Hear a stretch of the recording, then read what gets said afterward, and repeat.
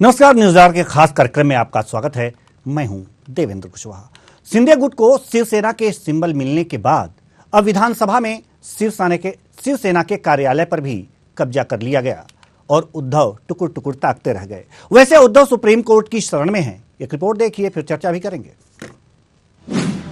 शिंदे गुट को मिला शिवसेना का सिंबल, शिवसेना कार्यालय पर भी कब्जा, टुकुर टुकुर ताकते रहे उद्धव, धनुर्धर हारे अब सुप्रीम कोर्ट के सहारे। शिंदे गुट को शिवसेना की कमान मिली है तो उसकी बाँछ खींची गई है। शिंदे गुट ने महाराष्ट्र असेंबली में बने शिवसेना ऑफिस पर दावा ठोक दिया। शिंदे गुट के विधायकों ने सोमवार सुबह विधानसभा स्पीकर से मुलाकात कर विधानसभा के शिवसेना कार्यालय को कस्टडी में ले लिया और उद्धव गुट टुकुर टुकुर ताकता रह गया। शिंदे गुट के मुख्य सचेतक भरत गोगावले ने कहा कि हम इलेक्शन कमीशन के आदेश का पालन कर रहे हैं। पीसीआई ने हमें शिवसेना के रूप में मान्यता दी है, इसलिए यह कार्यालय अब हमारा है। एक बात देखिए कि इलेक्शन कमिश्नर जो आदेश दिया है, शिवसेना का अधिकृत मान्यता हमको मिली है और ये विधान भवन है। विधान भवन में काम करते वक्त पक्ष कार्यालय जो भी होता है, हर पार्टी को कार्यालय दिया है। भाजपा का कार्यालय, हमारा कार्यालय, हर पार्टी का कार्यालय। हमने वही शिवसेना का कार्यालय जो है उसी में जाके हमारा कामकाज शुरू किया। देखो, हमने बार बार ये चीजों को स्पष्ट किया है। सेना भवन ये हमारे लिए मंदिर है। शिवसेना प्रमुख ने बनाया हुआ वो मंदिर, जहाँ हमारे बहुत सारी मीटिंगें हुआ करती थी, लेकिन कुछ लोगों को लगता है कि वो प्रॉपर्टी है, तो हम जाके उनकी प्रॉपर्टी पे हाथ नहीं डालेंगे। लेकिन जहाँ उस रास्ते से जब गुजरेंगे तो निश्चित हम वहाँ नमन करेंगे। ये हमारे लिए वो मंदिर है, हम उनको नमन करेंगे और भगवान से भी बोलेंगे कि ये शिवसेना बहुत अच्छा रहे और अच्छा रहे, इसमें कोई बाधा ना है। हम लोग ने निवेदन देके हम लोग इधर आए हैं और रजिस्टर हम लोग ने किया है। जो निवडणूक चुनाव आयोग ने जो दिया है हमको आदेश, वो आदेश का पालन करके हम लोग आगे जा रहे हैं। तो सर, आगे बहुत सारी शिवसेना की शाखाएं भी हैं, शिवसेना भवन भी है। आगे की रणनीति किस तरह से होगी आप लोग? आगे की रणनीति हम लोग अभी बाकी सब विधायक बैठ के, हमारे नेतागण हम लोग सब बैठ के वो डिस्कस करेंगे क्या करना है क्या नहीं। अगर शिवसेना के लिए अगर ये अच्छी बात है तो अच्छा काम करेंगे। सिंबल मिलने के बाद शिंदे गुट कह रहा है कि मेरे पास शिवसेना है, सिंबल है, तेरे पास क्या है। लूटे पीटे निहत्थे हुए धनुर्धर उद्धव ने सिर्फ इतना ही कहा, मेरे पास ठाकरे है। हालांकि उद्धव हार नहीं मानेंगे, रार नहीं ठानेंगे की तर्ज पर चलते हुए सुप्रीम कोर्ट की ओर रुख किया, जहां कल से सुनवाई होगी। अब देखना होगा कि यह तीर कमान शिंदे गुट के हाथ में ही रहकर उद्धव का सीना छलनी करता रहेगा या फिर उद्धव के कंधे पर फिर धनुष सजेगा। Special desk news. तो आज इसी मुद्दे पर करेंगे चर्चा और चर्चा के लिए हमारे साथ जो मेहमान जुड़े हैं, पप्पू तिवारी शिवसेना नेता उद्धव गुट के हैं। बहुत बहुत स्वागत है आपका हमारे इस कार्यक्रम में। साथ ही साथ राजनीतिक विश्लेषक दिनेश सिंह हमारे साथ जुड़ चुके हैं। बहुत बहुत स्वागत है आपका हमारे इस कार्यक्रम में। चर्चा की शुरुआत करते हैं शिवसेना उद्धव गुट। पप्पू तिवारी जी, आपसे सवाल यह है कि सिंबल भी गया, विधायक तो गए, सिंबल भी गया और अब विधानसभा में मिला जो कार्यालय था उस पर भी शिंदे गुट का कब्जा हो गया। आगे की रणनीति क्या है? सत्य परेशान हो सकता है, पराजित नहीं हो सकता। सच्चाई के मार्ग पर चलने वाले बाला साहब ठाकरे के शिवसैनिक हैं। हम लड़ते रहेंगे और जीतेंगे भी। हमें न्यायपालिका पर भरोसा है। हमें विश्वास है कि सुप्रीम कोर्ट हमारे फैसला देगा। इलेक्शन कमीशन पर भरोसा क्यों नहीं? Election commission Bharatiya Janata party का, इलेक्शन कमीशन पर हमको विश्वास नहीं, हमको विश्वास है न्यायपालिका पर। ठीक है, हम आपके पास आएंगे दिनेश सिंह जी। न्यायपालिका में हमारी जीत होगी। जी देवेंद्र जी बताएं। जी दिनेश सिंह जी, हम आपके पास आना चाहेंगे और जानना चाहेंगे कि ये जो महाराष्ट्र में राजनीतिक उठापटक चल रही है और ये सिंबल पर बवाल हुआ है, शिवसेना के अंदर जो दो गुट बने हैं, शिंदे गुट, उद्धव गुट लगातार मात खाता दिखाई दे रहा है, क्या कहेंगे इस पे? देखिए देवेंद्र जी, मैं आपके सभी दर्शकों को नमस्कार करके शुरुआत करता हूँ। पप्पू तिवारी जी हैं, उन्होंने बोला और सब इनका जो पक्ष है जो सुप्रीम कोर्ट लेके पहुंचे हैं, तो देखिए दोनों bodies, election commission of India और सुप्रीम कोर्ट, दोनों जो हैं इंडिपेंडेंट बॉडीज हैं। उन्होंने जो फैसला दिया तो सब चीजों को देख करके किया। अब जैसे इनके पास पहले जो था, पहले शिवसेना जब पूरी थी तो उस वक्त 55 टोटल विधायक थे, जिनमें से शिंदे गुट जो है उनके पास, मैं राजनीतिक विश्लेषण के तौर पर बात कर रहा हूँ, ये अपनी पार्टी की तरफ से पक्ष रख रहे हैं, तो उस 55 सीट्स में से इनके पास में 40 सीट्स, यानी कि कुल मिला के करीब करीब 75% जो है वोट शेयर जो है शिंदे गुट के पास था। और जो चीजें उसमें जैसे कि और आगे जाएं तो उसके इसमें जो लोकसभा है, तो लोकसभा में 19 में से 13 जो हैं वो लोकसभा सांसद जो हैं शिंदे गुट के पास में। तो उस हिसाब से देखिए कि जो रहे कि तराजू के दोनों पलड़ों को तोलते हुए सुप्रीम कोर्ट ने फैसला जो लिया है वो अपने तरीके से लेना है, जो लेंगे जो भी लेंगे। इलेक्शन कमीशन जो है उन्होंने तो उसी तरीके से नाप तोल करके से कुछ बात की, तो आगे जो भी रहे कुछ रहेगा, दोनों के उसमें जो भी अच्छा रहे कुछ रहे, लेकिन अपनी तरीके से ठीक ठाक चले तो उतना ही अच्छा है। तो अभी आगे जो भी रहे, इनका ये था कि पहले इनके पक्ष की सुनवाई के उन्होंने जल्दी के लिए बोला, लेकिन सुप्रीम कोर्ट अभी इनको जाने का बताया कि ठीक है मंगलवार को जाकर के आपकी सुनवाई होगी, जो जिस तरीके से यथावत जैसे होती है। नहीं, जिस तरह से आप बता रहे हैं उस तरह से तो जो फैसला जाना चाहिए वो शिंदे गुट के पक्ष में ही जाना चाहिए था, लेकिन ऐसा क्यों लग रहा है उद्धव गुट को कि हमारे साथ अन्याय हुआ है? देखिए सब राजनीतिक महत्वाकांक्षा जो होती है उसको देख करके किया गया, किसको देख के किया गया है, लेकिन चीजें कहीं ना कहीं आपस में कोई मतलब मतभेद रहा होगा, जो भी कुछ रहा होगा, इनके आपस की बातचीत है। लेकिन मैं तो इंडिपेंडेंट तौर पे जो देख पा रहा हूँ कि अभी जो सारे जो बहुमत के तौर पे जो है वो तो शिंदे गुट के पास में, तो अब जो उनके पास गया तो दोनों इंडिपेंडेंट बॉडीज ने जो लिया तो फैसला उसी को देख करके लिया गया सर। जी बिल्कुल। और आगे मुझे तो ये लगता है कि आगे जो सुप्रीम कोर्ट ही फैसला जो करेगा उसी का करेगा, बाकी आगे जो जैसे ये अपना पक्ष मजबूत रखते हैं तो बात वहीं की वहीं है। अब देखना होगा कि ये कितना मजबूती से सुप्रीम कोर्ट में अपना पक्ष रख पाते हैं, ये देखने वाली बात होगी। पप्पू तिवारी जी, हम आपके पास आना चाहेंगे। पप्पू तिवारी जी, सवाल यहाँ पर ये है कि जैसा कि पप्पू तिवारी जी तक हमारी आवाज नहीं पहुंच पा रही है, तो हम जल्दी ही पप्पू तिवारी जी के पास पहुंचेंगे। जी दिनेश सिंह जी, हम आपसे जानना चाह रहे हैं कि आखिर जो इलेक्शन कमीशन है जी, इस पर आरोप जो लग रहे हैं उद्धव गुट के द्वारा, जो आरोप लगाए जा रहे हैं, क्या इलेक्शन कमीशन उन पर एक्शन ले सकता है? देखिए ऐसा है कि मैंने अगेन जैसे पहले देवेंद्र जी आपने जैसे देखा होगा, मैंने पहले ही बताया आपको उसमें उसी विषय में कि मेजोरिटी जैसे जो विधायक हैं वो सबके सब ज्यादातर जो है वो शिंदे गुट के पास में है। तो अभी हमारी जो है लोकतांत्रिक प्रक्रिया के तहत जो जितने ज्यादा जैसे कि जिस तरफ हैं, तो देखिए पलट तो उसी तरफ झुकेगा। नहीं, खरीद फरोख्त की बातें भी हुई हैं और पैसे के लेन देन की बातें भी उद्धव गुट ने किया है। अब किसकी खरीद फरोख्त और कहाँ, ये सब तो जांच का विषय है, लेकिन जो ये आरोप लगाए जा रहे हैं और प्रत्यक्ष रूप से एक तरह से इलेक्शन कमीशन पर, तो क्या इस पर एक्शन ले सकता है इलेक्शन कमीशन? सवाल ये है। देखिए जैसे कि लोकतंत्र बोलने का देखिए देवेंद्र जी सभी को अधिकार है, कोई कुछ बोलता है। जैसे कि हमारे देश की सुंदरता इसी चीज में है कि लोकतांत्रिक देश है, इसमें सुप्रीम कोर्ट पे बोलते हैं लोग, किसी भी, जैसे मोदी जी को पीछे गालियां देते हैं, और जैसे कहीं होते हैं तो ये पहले उद्धव ठाकरे थे उनको भी देते थे, शिंदे जी को भी देते हैं, तो पीछे तो सभी के सब बोलते ही बोलते हैं। इलेक्शन कमीशन देखिए ऐसा कि इंडिपेंडेंट बॉडी, और मुझे लगता नहीं है कि उन्होंने जो फैसला किया तो तथ्यों को देख के किया होगा सर। अब हो सकता है कल को इनके पास में ज्यादा विधायक हो तो इनके पक्ष में जो फैसला वो देते हैं।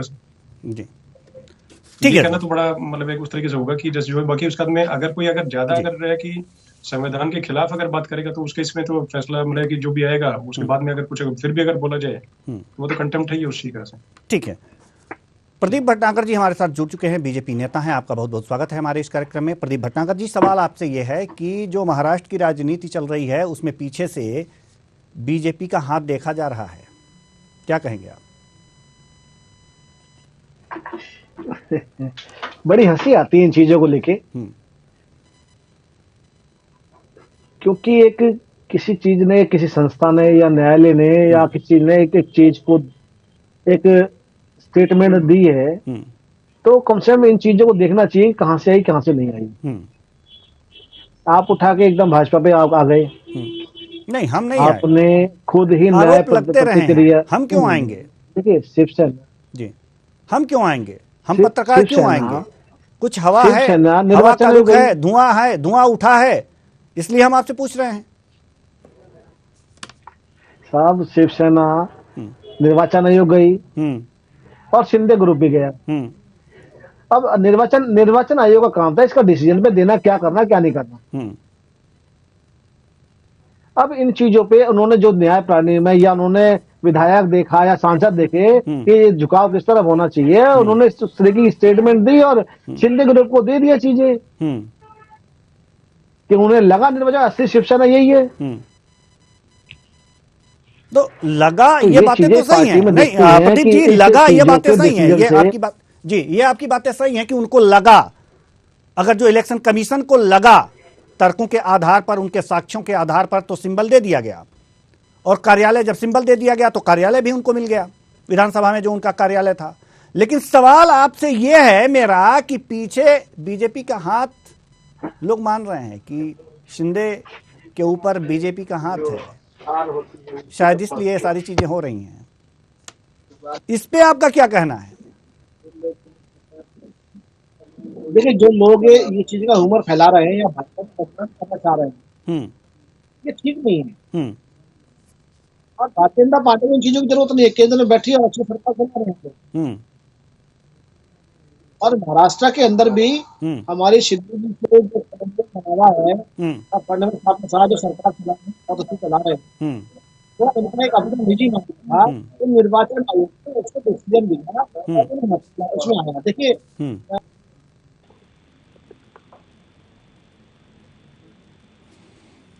आप सुप्रीम कोर्ट जाने की जो चीजें आई है, और सुप्रीम कोर्ट में भी आप अपनी ड्यूटी, आपकी आवाज, माफ कीजिएगा प्रदीप जी, आपकी आवाज सुचारू रूप से हम तक नहीं पहुंच पा रही है, इसलिए हम आपके पास थोड़ी देर बाद आएंगे जी। हम आपके पास थोड़ी देर बाद आएंगे। सुचारू रूप से आपकी आवाज नहीं आ पा रही है, आप नेटवर्क में आ जाइए कि आपकी आवाज हमारे दर्शक अच्छी तरह से सुन पाएं। हम पप्पू तिवारी जी के पास जाना चाहते हैं। पप्पू तिवारी जी, बीजेपी शिंदे गुट के पीछे खड़ी है और इसलिए ये सब आपके साथ हो रहा है, यानी कि उद्धव गुट, शिवसेना उद्धव गुट के साथ ऐसा हो रहा है, कितना मानते हैं आप?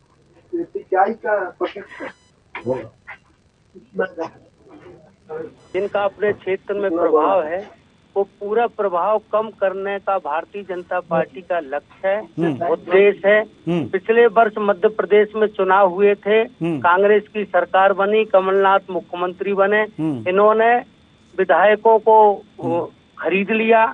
ऐसा ही जिस तरह मध्य प्रदेश में हुआ, वैसा ही महाराष्ट्र में हुआ। हमारे विधायकों को मुंह मांगी कीमत से अधिक पैसा देकर खरीद लिया गया और हमारी सरकार को गिरा दिया गया। और सरकार गिराने के बाद भी इन्होंने सोचा कि फिर उद्धव साहब ठाकरे आगे बढ़ेंगे, फिर सरकार बनाएंगे, तो इन्होंने चुनाव आयोग से साठगांठ करते हुए चुनाव चिन्ह तीर कमान छीन लिया। शिवसेना संगठन के कार्यालयों पर आप देख रहे हैं कैसे नहीं, शिंदे गुट ने छीन लिया, शिंदे गुट ने छीन लिया या बीजेपी ने छीनने में मदद कर दी, ये दो बातें हैं। आप बताइए, क्लियर कीजिए दोनों को।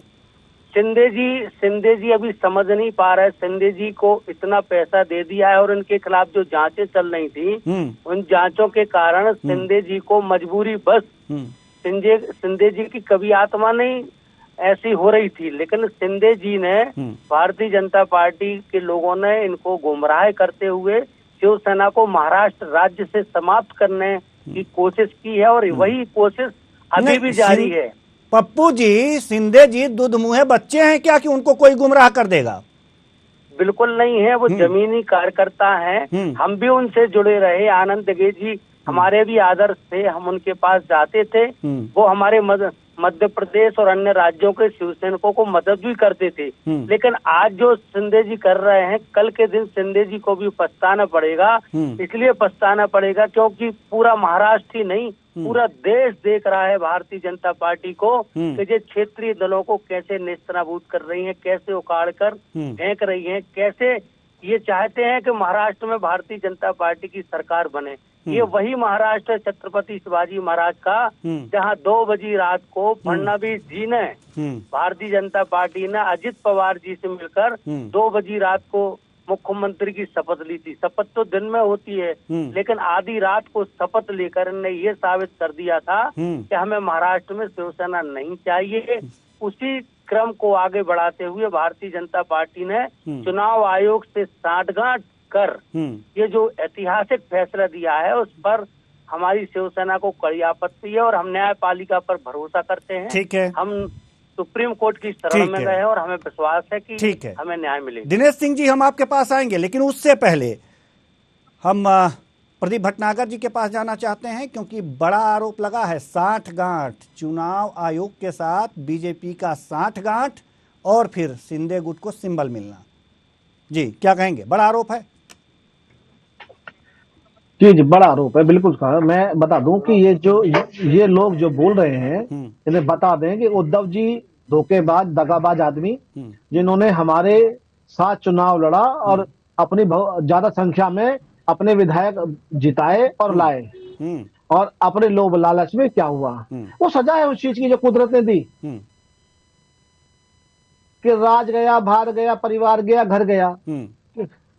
ये दिखता है। ये जो अभी बोल रहे थे, ये महाराष्ट्र के बारे में तिवारी साहब बोल रहे थे, तो तिवारी जी को बता दूं कि आप पे तथ्य हैं कि हमने विधायक खरीद लिए थे। आपके विधायकों ने इस्तीफा दिया, चुनाव लड़े और फिर आए। ठीक है, तो ये नहीं भूलना चाहिए। और आप लोगों ने महाराष्ट्र की जो गत और हाल बनाए ना, जो देश की आर्थिक राजधानी को आपने डुबो के रख दिया। क्यों? केवल उद्धव जी तो बैठे थे, मगर चल रही कांग्रेस की रही थी बस। चलिए ठीक है, पप्पू तिवारी जी, कांग्रेस ही उद्धव जी को लेके डूब गई। आपने जवाब दे दिया, ठीक है, आपने जवाब दे दिया। बड़ा रुक रुक के जवाब दे रहे हैं, सोच सोच के जवाब दे रहे हैं। थोड़ी सी दिक्कत हो रही है, हमको लग रहा है आपको जवाब देने में। थोड़ी आवाज बैक आ रही है जरा। हाँ, पप्पू तिवारी जी, हटेगा। पप्पू तिवारी जी, जी, शिवसेना गई, सिंबल गया, बचा क्या? नहीं, हमें कोई हताशा नहीं है, हमको कोई निराशा नहीं है। बाला साहब ठाकरे का आशीर्वाद हमारे साथ है, उद्धव जी का साथ हमारे साथ है। हम लड़ेंगे, हम जीतेंगे और शिवसेना की सरकार महाराष्ट्र में बनेगी। भारतीय जनता पार्टी की जो कोशिशें हैं, जो चालबाजी है, वह चालबाजी महाराष्ट्र की जनता। कैसे रोटी खाएंगे जी, कैसे दिनचर्या चलेगी, सब कुछ छिन गया। शिवसेना फिर से आएगी, उद्धव साहब ठाकरे के नेतृत्व में आएगी। महाराष्ट्र में शिवसेना की सरकार बनेगी और भारतीय जनता पार्टी की साजिश को महाराष्ट्र की करोड़ों करोड़ जनता विफल करेगी। उनकी उद्धव जी की तो दुकानें बंद हो गई जी। अब क्या करेंगे उद्धव जी? उद्धव जी की दुकान बंद हो गई। दुकान बंद नहीं हुई, दुकान तो तुम्हारी बंद होने वाली है अभी बीएमसी के चुनाव में। बीएमसी का चुनाव आएगा, मसाल लेकर जब शिवसेना का मतदाता रहेगा, महाराष्ट्र का मतदाता मसाल लेकर आएगा, तो मसाल तो जब जलेगी, उजाला होगा जो अंधेरा, तो महाराष्ट्र में लाने वाले हो, महाराष्ट्र में अंधेरा लाने वाले हो। महाराष्ट्र की जनता को धोखा देने वालों को जिंदगी में बहुत बड़ी गलती जो करी है, भाजपा का साथ छोड़ के, ये जो जनता का जो रुझान था वो आपसे जीरो हो गया। उसमें तुमने छत्रपति शिवाजी महाराज की शिवसेना को अभी भी बोल लीजिए, जनता से माफी मांग लीजिए। और वह धोखा भाजपा के दम पे जीते करेगी और महाराष्ट्र आपको की मत जनता। मिला मत और पेटियों आपको में माफी मांगनी पड़ेगी जनता से। मसाल जलेगी, शिवसेना का राज जाएगा। शिवसेना को आपने बाला साहब का जो सपना तोड़ा है, आपने बाला साहब का जो नाम बाला साहब का सपना, बाला उसकी सजा मिली आपको। का सपना तोड़ने वाली भारतीय जनता पार्टी है। छत्रपति शिवाजी महाराज का अपमान करने वाला अगर कोई राज्यपाल नाम लेके आप बदनाम कर रहे हैं छत्रपति शिवाजी महाराज और बाला साहब करने वाली बाला साहब जैसे ना आप बन महाराष्ट्र की पाओगे ना जनता उद्धव जी बन पाएंगे। देगी, महाराष्ट्र से हटा देगी। शिवसेना की सरकार फिर आएगी, हमारी मसाल फिर जलेगी।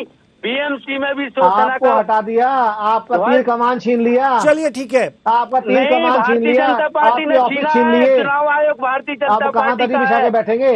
जनता हमको फिर चुनेगी, जनता हमको फिर विश्वास करेगी, जनता हमको कुर्सी पर फिर बिठाएगी। तुम्हारी ये गलत फहमियाँ, छत्रपति शिवाजी महाराज का राष्ट्र धोखेबाजों को धोखे भी लगाएगी जनता। छत्रपति शिवाजी के साथ धोखा देने वाले 2 बजे रात को भारतीय जनता पार्टी तिवारी और जी, एनसीपी से मिलकर तिवारी सरकार जी, बनाने सबसे पहले वाली तो आप ये साजिशें बताइए ना, तिवारी बेनकाब जी। की जाएंगी आपकी। जी तिवारी जी, सबसे पहले तो आप ये बताइए कि शिंदे गुट ने आपको धोखा दिया या उद्धव गुट ने शिंदे को धोखा दिया? शिंदे गुट ने किसी को धोखा नहीं दिया, हमको धोखा दिया है भारतीय जनता पार्टी ने। और पूरे देश को भी अगर कोई धोखा दे रहा है तो भारतीय जनता पार्टी, एक राज्य नहीं, महाराष्ट्र नहीं, इतिहास गवाह है दक्षिण भारत के कई राज्यों में भी इसी तरह का, क्योंकि दक्षिण भारत में भारतीय जनता पार्टी को कोई नहीं जानता था, महाराष्ट्र में भी नहीं जानता था इनके नेता बाला साहब ठाकरे के चरणों के यहाँ मातोश्री पर डले रहते थे, लेकिन बाला साहब ठाकरे ने बड़ा दिल दिखाया, इनको अपना भाई बनाया, इनको छोटा भाई बनाकर जब गले लगाया, इन्हीं ने उद्धव साहब ठाकरे की पीठ में खंजर भोंकने का काम किया है। यह पूरी महाराष्ट्र की जनता ने देखा है। निकल रहा है अभी इसी चुनाव में ये कड़वाहट निकल रही है आपकी, दर्द है जो बयां हो रहा है। दर्द नहीं है, बिल्कुल दर्द नहीं है, ये महाराष्ट्र की जनता का आक्रोश है। महाराष्ट्र की जनता को जो धोखा देने का काम किया जा रहा है, जो सिंबल छीना जा रहा है, जो कार्यालयों पर आताताइयों जैसा कब्जा किया जा रहा है, छत्रपति शिवाजी महाराज के शिवसैनिक शिवाजी लाखों लोगों ने उत्साह बनाया है, हम फिर से सरकार बनाएंगे, लाखों लोगों ने स्वागत कराया। ठीक है, जलाइएगा सर, मसाल जलाइएगा, जरूरी है जलाना, मसाल जलाना जरूरी है आपके लिए। दिनेश सिंह जी के पास हम जाना चाह रहे हैं। जैसे कि बात हो रही है बीजेपी और शिवसेना के दोनों गुटों की, शिंदे गुट और उद्धव गुट, सवाल आपसे यही है, किसने किसको धोखा दिया और किसने किसके साथ विश्वासघात किया? देने के बाद ये तरफ जो बीच में आपकी आवाज चली, मैं कह रहा हूँ बीच धोखे की बातचीत कहा थी, इसमें महत्वाकांक्षा और अति महत्वाकांक्षा है कि एक दल की महत्वाकांक्षा, दूसरी की अति महत्वाकांक्षा, और दोनों के आपस की कहानी थी। दोनों ने आपस में महत्वाकांक्षा के चक्कर में ये सब काम किया गया। और अभी मेरा अपने जिस हिसाब से मेरी बातचीत बहुत से लोगों से वहां पर होती रहती है लगातार तौर पे, तो उस तरीके से देखे थे कि इंडिपेंडेंट बॉडीज है, फैसला उन्होंने दिया है। उसके बाद में जहां तक खरीद फरोख्त की और ये सब बातें चल रही हैं, तो खरीद फरोख्त के अगर सबूत अगर है तो उनको लाने चाहिए, उठा करके उसको दोबारा फिर अपनी सरकार स्थापित करनी चाहिए। और अगर नहीं है तो मेरा तो यही कहना है कि जैसे सरकार चल रही है ठीक से सरकार चले, जिससे कि जनता का काम ठीक से हो सके और एक सुचारू सरकार ठीक से पूरे 5 वर्ष पूरे कर सके, तो ज्यादा अच्छा रहेगा सर। इस समय जो उद्धव गुट के सामने समस्याएं आ खड़ी हुई हैं, इस समय उद्धव गुट को क्या करना ज्यादा फायदेमंद साबित हो सकता है?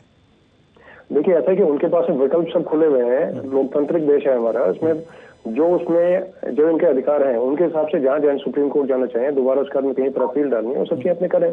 जो भी जैसे रहेगा तो पक्ष तो सबके सामने सब कुछ खुल गए, सत्य जो है वो सबके सामने तो आना होता ही होता है। अभी तक जो चला है तो सब लोकतांत्रिक प्रक्रिया के तहत ही सब चीजें हुई जो हुई हैं। इलेक्शन कमीशन जब उन्होंने फैसला दिया तो उन्होंने प्रमाण देख करके किया, सुप्रीम कोर्ट में जो प्रमाण पेश किए जाएंगे उसी को देख के करेंगे। इंडिपेंडेंट तरीके से देखिए जो कुछ फैसला करेंगे अपने तक, जो उनके सामने साक्ष्य और प्रमाण प्रस्तुत किए जाएंगे तो वही करेंगे जो कुछ करेंगे वो। उसके अलावा अलग से तो करके आप जैसे कि आज मैं जाकर के बोल दूंगा मेरे पास में उसमें से 55 के 55 विधायक है तो मेरी सरकार थोड़ी बन जाएगी। अच्छा, एक बात और बता दीजिए, ठीक से चल रहे हैं। एक बात और जानना चाहते हैं हम आपसे, एक सवाल का उत्तर लेंगे हम आपसे।